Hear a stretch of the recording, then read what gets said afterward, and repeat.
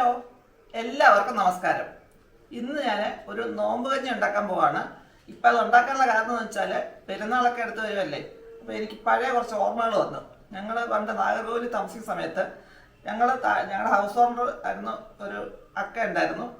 എൻ്റെ സ്വന്തം ചേച്ചിയോട്ടും ചേച്ചി തന്നെയാണ് അക്ക.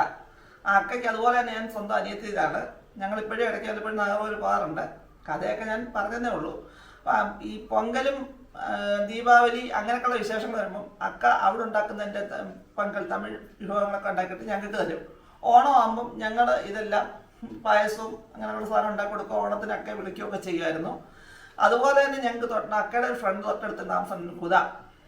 അവരുടെ പെരുന്നാളാകുമ്പം പെരുന്നാളിന് മുമ്പായിട്ട് നോമ്പ് സമയത്തൊക്കെ നോമ്പ് കഞ്ഞിയൊക്കെ ഉണ്ടാക്കി കൊടുക്കായിരുന്നു. അപ്പോൾ അതിൻ്റെ പങ്ക് ചിലപ്പോൾ അക്ക തരും, അല്ലെങ്കിൽ ചിലപ്പോൾ കുതാൻ ഞങ്ങൾക്ക് കൊണ്ട് തരും.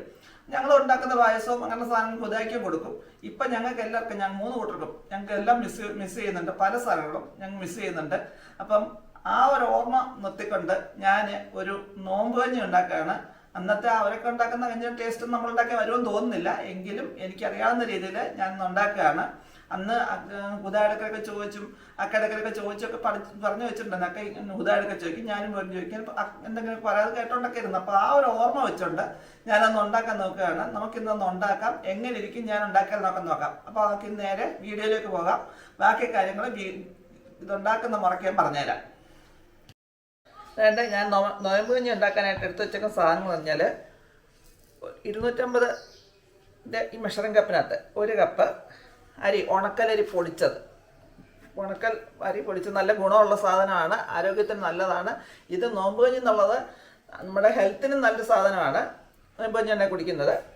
അപ്പോൾ അതിൻ്റെ കൂടെ പിന്നെ നമ്മൾ എടുത്തേക്കുന്നത് 2 ഉലുവയും നല്ലൊരു സാധനമാണ്, ആരോഗ്യത്തിന് നല്ലതാണ്. പിന്നെ അതിൻ്റെ അടുത്തേക്കുന്ന ഈ സാധനം കണ്ട്, ഇത് ആയാളി എന്ന് പറയുന്നത്. നമ്മുടെ കടുകിനേക്കാളൊക്കെ ചെറിയൊരു സാധനം, കടുകിന് നല്ല ബ്രൗൺ കളർ, കടുകിനേക്കാളൊക്കെ ചെറിയൊരു സാധനമാണ്. ഇതിന് ഒരുപാട് മെഡിസിനൽ എഫക്ട്സ് ഉള്ളതാണ്. പ്രോട്ടീനും അയണും ഒക്കെ ഒത്തിരിയുള്ള, വൈറ്റമിനും ഒക്കെ ഒത്തിരിയുള്ള സാധനമാണിത്. ഇത് ഹീമോഗ്ലോബിനെ കുറഞ്ഞവർക്ക് ഇത് ഒന്നീ വെള്ളത്തിനകത്തിൽ അല്ലെങ്കിൽ പാലിനകത്തിൽ കുതിർത്ത് വെച്ചിട്ട് അത് രാത്രി കിടക്കുന്നതിന് മുമ്പായിട്ട് കഴിച്ചാൽ നല്ലതാണെന്നാണ് പറയുന്നത്. അതുപോലെ മുടി വളരാനും അങ്ങനെയൊക്കെയുള്ള സംഭവങ്ങളും, വയറ്റിൽ ദഹനക്കുറവ്, ഇതിനൊക്കെ നല്ലൊരു സാധനമാണിത്. പണ്ടൊക്കെ ഞങ്ങളുടെയൊക്കെ വീടുകളിൽ ഉണ്ടല്ലോ, ഇത് ഞാൻ ആദ്യമൊക്കെ ഞങ്ങളുടെയൊക്കെ വീട്ടിലൊക്കെ പശു ഉള്ളപ്പം പശു പ്രസവിച്ച് കഴിയുമ്പോൾ ഈ ആയാളിക്കഞ്ഞി ഉണ്ടാക്കി കൊടുക്കും. അപ്പോൾ പ്രസവരക്ഷയ്ക്ക് നല്ലതാണെന്നാണ് പറയുന്നത്. പശുവിന് മാത്രമല്ല മനുഷ്യർക്കും. പശുവിന് കൊടുക്കുന്നതാണ് ഞാൻ കണ്ടിട്ടുള്ളത്, വീട്ടിൽ പശുവിന് കൊടുക്കുന്നതാണ് കണ്ടിട്ടുള്ളത്. അപ്പോൾ മനുഷ്യർക്കും അത് നല്ലതാണെന്ന് പറയപ്പെടുന്നുണ്ട്. പിന്നെ ചില അസുഖങ്ങൾക്ക് ഇത് കഴിച്ചാൽ ചിലപ്പോൾ ചെറിയ സൈഡ് എഫക്ട്സ് ഉണ്ടാകാൻ സാധ്യതയെന്ന് പറയുന്നു. തൈറോയ്ഡ് പോലെയൊക്കെ ഉള്ളവർ, അങ്ങനെയുള്ളവർ സ്ഥിരമായിട്ട് ഉപയോഗിക്കുന്നതിന് അനുവദിക്കുന്നില്ല. എനിക്ക് തോന്നുന്നു ഡോക്ടറോട് ചോദിച്ചിട്ട് മാത്രം സ്ഥിരമായിട്ട് കഴിക്കാമെന്നാണ് പറയുന്നത്. അല്ലാത്തവർക്കൊക്കെ ഇത് കഴിക്കാൻ, ഹീമോഗ്ലോബിനെ കുറവുള്ളവർക്ക് കഴിക്കുന്നത് വളരെ നല്ലതാണ്. ഇത് ലഡു പോലെ ഉണ്ടാക്കിയൊക്കെ കഴിക്കാമെന്നാണ് പറയുന്നത്. ലഡു ഉണ്ടാക്കാൻ എങ്ങനെയാണെന്ന് ഒരിക്കാൻ ആരുടെയും ചോദിച്ച് പഠിച്ച് വെച്ച് ഞാൻ ഉണ്ടാക്കി കാണിക്കാനൊക്കെ ഒന്ന് നോക്കാം. ഇതൊക്കെയാണ് ഇതിൻ്റെ അയാളുടെ ഗുണങ്ങൾ. ഇതൊക്കെയാണ് മരുന്ന് കഞ്ഞിക്ക് നോമ്പ് കഞ്ഞിക്ക് വേണ്ടുന്ന സാധനങ്ങൾ. മരുന്ന് കഞ്ഞി എന്നറിയാതെ മരുന്നിൻ്റെ കാര്യം പറയാതെ പോയതാണ്. നോയമ്പ് കഞ്ഞിക്ക് വേണ്ട സാധനങ്ങൾ. ഇതിൻ്റെ കൂടെ കുറച്ച് സാധനങ്ങളൊക്കെ ഉണ്ട്. അതെന്തൊക്കെയാണെന്ന് നമുക്ക് ചേർക്കുന്ന മുറയ്ക്ക് കാണാം. നമുക്കിനിയും അതൊന്ന് ഉണ്ടാക്കി തുടങ്ങാം. ആദ്യം ഇതെല്ലാം കഴുകിയെടുക്കും. ഈ 3 കൂട്ട സാധനം നല്ലപോലെ കഴുകിയെടുക്കണം. കഴുകിയെടുത്തിട്ട് നമുക്ക് ബാക്കി കാര്യം നോക്കാം. ഞാൻ ഒരു മൺകലത്തിൽ ഞാൻ വെക്കുന്നത്, കുക്കറിനകത്ത് എല്ലാം ഒന്നിച്ചിട്ട് വെക്കാം. ഞാനിത് മൺകലത്തിലാണ് വെക്കുന്നത്. അതിനകത്തേക്ക് വേണ്ട വെള്ളം ഒഴിച്ച് തിളപ്പിച്ചിട്ടുണ്ട്. അതിനകത്തേക്ക് നമുക്ക് ആദ്യം ആയാളി, ആശാളി, ഉലുവ കൂടെ അങ്ങോട്ട് കൊടുക്കാം. ആശാളി കഴുകുമ്പോഴത്തേക്കുണ്ട് ഇങ്ങനെ കിളുകിളാന്നങ്ങ് ആവും. ഇതെല്ലാം നല്ലപോലെ വെന്ത് വരണം. നല്ലപോലെ വെന്ത് ഉടഞ്ഞ് വരണം. ഇനി നമുക്ക് അതിനകത്തേക്ക് നമ്മൾ കഴുകി വെച്ചിരുന്ന അരിയും ഇട്ട് കൊടുക്കാം.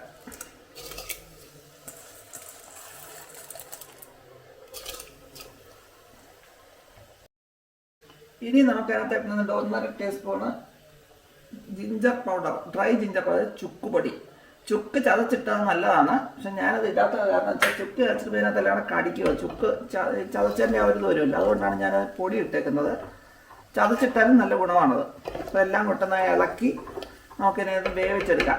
തിളയ്ക്കുന്നതിന് മേലെ അടച്ച് വെക്കാം. തിളച്ച് കഴിഞ്ഞാൽ പിന്നെ അടച്ച് വെച്ച് കഴിഞ്ഞാൽ പറ്റുന്നറിയാവും, തിളച്ച് തൂകിയുടെ എല്ലാം ആവും. അതുകൊണ്ട് ഒന്ന് തിളയ്ക്കുന്നതിന് വരെ നമുക്കൊന്ന് അടച്ച് വെക്കാം. രണ്ടിപ്പോൾ നല്ലപോലെ തിളച്ചിട്ട് നമുക്കൊന്ന് ഇളക്കിയില്ലെങ്കിൽ ഇപ്പോൾ അടുക്കി പിടിച്ചാലോ. അത് തീയൊക്കെ നമുക്ക് കുറച്ചേക്കാം. മീഡിയം ഫ്ലെയിം ടു ലോ ഫ്ലെയിമിലേക്ക് മാറ്റാം, അല്ലെങ്കിൽ തിളച്ച് തൂകും ഇത്. ഈ ആശാളി എന്ന് പറയുന്ന സാധനം നമുക്ക് മറ്റ് കഞ്ഞികളും മില്ലറ്റ് കൊണ്ട് കഞ്ഞിയോ ഒക്കെ വെക്കുന്ന സമയത്തും ഉപയോഗിക്കാനൊക്കെ ഒരു സാധനമാണ്. നല്ല ഗുണമുള്ളതായുണ്ട്. നമുക്കിനി ഇതിനെ നല്ലപോലെ വേവിച്ചെടുക്കണം. ഇടയ്ക്കൊന്ന് ഇളക്കി കൊടുക്കണം.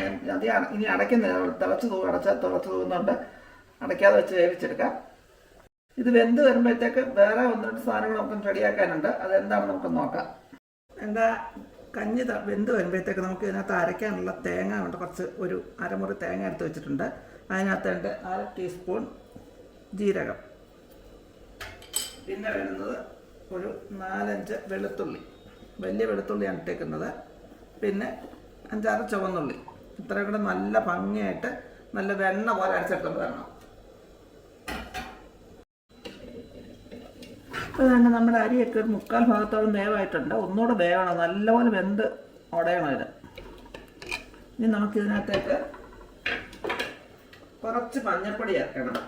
മഞ്ഞൾപ്പൊടി ഓപ്ഷനിലാണ്, ചിലർ ചേർക്കാറുള്ളത്. ഞാൻ ഇച്ചിരി മഞ്ഞൾപ്പൊടി ചേർക്കുകയാണ്. ഒരു അര ടീസ്പൂൺ മഞ്ഞൾപ്പൊടി, കൂടുതൽ വേണ്ട.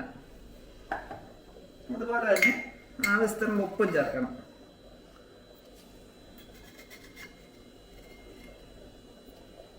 ഇതെല്ലാം കൂടെ ഇളക്കി നമുക്ക് ഒന്നുകൂടെ തിളപ്പിച്ചെടുക്കാം. ഇതിനിടയ്ക്ക് വെള്ളം വേണമെന്നുണ്ടെങ്കിൽ ഞാൻ വെള്ളം ചേർത്ത്, വെള്ളം വേണമെന്നുണ്ടെങ്കിൽ തിളച്ച വെള്ളം ചേർത്ത് കൊടുക്കാം.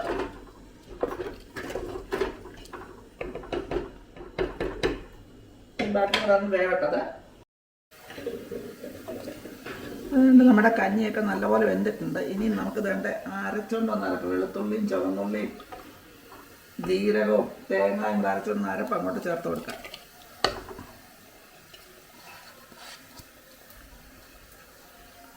ഒരുപാടങ്ങ് വെള്ളം പോലെ ആയി പോകരുത്, എന്നാലും കുറച്ച്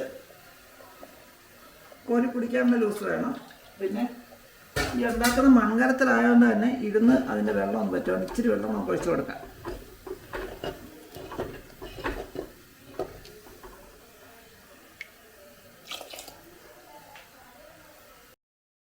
ഇനി എന്താണ്ട് അതിൻ്റെ വറവുണ്ടാ നമുക്ക് ഉള്ളി മാത്രം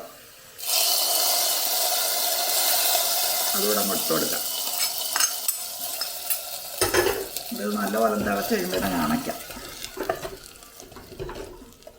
ഇടുന്നവർക്ക് കരിവേപ്പില ഇടാം, ഞാൻ കരിവേപ്പില ഇടുന്നില്ല. അപ്പം തന്നെ നമ്മുടെ നോമ്പ് കഞ്ഞി റെഡി ആയിട്ടുണ്ട്. ഞാനൊന്ന് ഇച്ചിരി ടേസ്റ്റ് ചെയ്ത് നോക്കട്ടെ. തിളച്ചിട്ടുണ്ട്.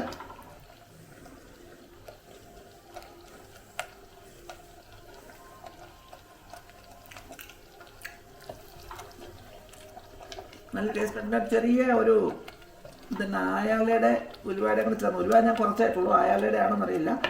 ഞാൻ ആശാല ഇട്ട കഞ്ഞി ആദ്യം കുടിക്കുക. മറ്റവരൊക്കെ തരുമ്പോൾ ആശാല ഉണ്ടോ എന്ന് എനിക്കറിയത്തില്ല. ഞാനിത് നമ്മളുണ്ടാക്കി കുടിക്കുന്ന ആദ്യമാണ്. അതിൻ്റെ ആണെങ്കിൽ ചെറിയൊരു എന്തോ ഒരു ടേസ്റ്റ് തന്നെ അതിൻ്റെ ഉണ്ട്. അപ്പം നമുക്കിനി എൻ്റെ തീ അങ്ങ് അടച്ച് വെക്കാം. ഞാൻ മൺകലത്തിലായിരുന്നുണ്ടെങ്കിൽ കൂടുതൽ ഇനിയും കിടന്ന് പറ്റിയാൽ ശരിയാവത്തില്ല.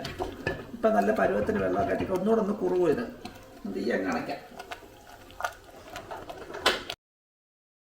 ഇതിൻ്റെയൊക്കെ അഭിപ്രായം ഞാൻ തന്നെ പറഞ്ഞാൽ, ഞാൻ തന്നെ ഉണ്ടാക്കി ഞാൻ തന്നെ എല്ലാത്തിനും അഭിപ്രായം പറഞ്ഞാൽ നോക്കത്തില്ല. അപ്പം നമുക്ക് ഇനി കഴിക്കുന്നവർക്ക് എൻ്റെ അഭിപ്രായം ചോദിച്ചു നോക്കാം എങ്ങനെ ഇരിക്കുമെന്ന്. ഇത് നോയമ്പ് കഞ്ഞി എന്ന് പറയും. നീ എവിടെ എന്തോരെ നിനക്ക് ഇഷ്ടമാണോ?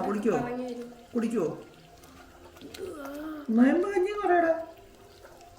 കഞ്ഞിയുടെ കൂടെ ഒഴിക്കാനല്ല, കഞ്ഞി സ്പെഷ്യൽ കഞ്ഞി, നോയമ്പ് കഞ്ഞി എന്ന് പറയും.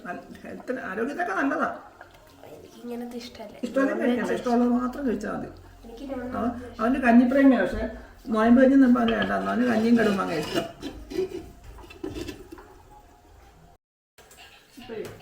ഇന്നത്തെ സ്പെഷ്യൽ നോമ്പ് കഞ്ഞി എങ്ങനെയുണ്ട്?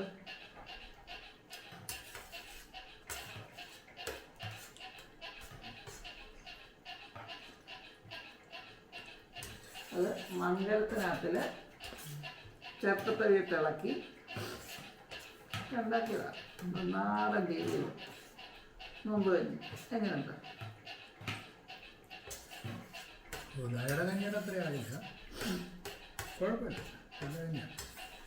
ഉണ്ടാക്കുമ്പോൾ അവർക്ക് സ്ഥിരമായിട്ട് ഉണ്ടാക്കുന്നതൊക്കെ നമ്മൾ അദ്ദേഹം ഉണ്ടാക്കി നോക്കിയതാണ്. ഏറ്റവും അറിവ് വെച്ച് അദ്ദേഹം ഉണ്ടാക്കി നോക്കിയതാണ്. ഒരു പ്രത്യേക ടേസ്റ്റ് ഉണ്ട്. പിന്നെ അയാളുടെയും ഉലുവയുടെയൊക്കെ ആയിട്ടൊരു മരുന്ന് ചവയുള്ളത്. ഹെൽത്തി ഫുഡാണ്, അത് മനസ്സിലാത്ത കാര്യം. എളുപ്പം ഉണ്ടാക്കാനൊക്കെ ഒന്നുമില്ല. കുക്കറിനകത്ത് എളുപ്പം ഉണ്ടാക്കാനൊക്കെ എന്ന് പറഞ്ഞാൽ ഞാനൊരു കലത്തിനകത്ത് ഉണ്ടാക്കിയത് അതിൻ്റെ ടേസ്റ്റ് നോക്കിയിട്ടില്ല. പഴയ ആ ഒരു പഴമയുടെ രുചി. കുക്കറിനുണ്ടാക്കുന്നതിനേക്കാളും നല്ല ഇത് തന്നെ ആയിരിക്കും. കുക്കറിനേക്കാൾ നല്ല ഇത് തന്നെ ആയിരിക്കും. ഹെൽത്തി ഫുഡൊക്കെ നോക്കുന്നവർക്ക് കഴിക്കാൻ നിൽക്കുന്ന സാധനമാണ് നമ്മുടെ നോമ്പ് കഞ്ഞി. നോമ്പ് കഞ്ഞിൻ്റെ പേരുണ്ടെങ്കിലും അല്ലാത്തവർക്കും ഡയറ്റ് നോക്കുന്നവർക്കും ഒക്കെ പറ്റിയ ഒരു ഫുഡാണ്. എല്ലാവരും ഒന്ന് ട്രൈ ചെയ്യുക. എന്നിട്ട് നിങ്ങളുടെ അഭിപ്രായങ്ങളും നിർദ്ദേശങ്ങളും കമന്റ് ബോക്സിൽ ഇട്ടേക്കുക. ഇനി ഇതുപോലെ പുതിയ വീഡിയോസൊക്കെ നമുക്ക് വീണ്ടും കാണാം. അതുവരേക്കും ബൈ ബൈ.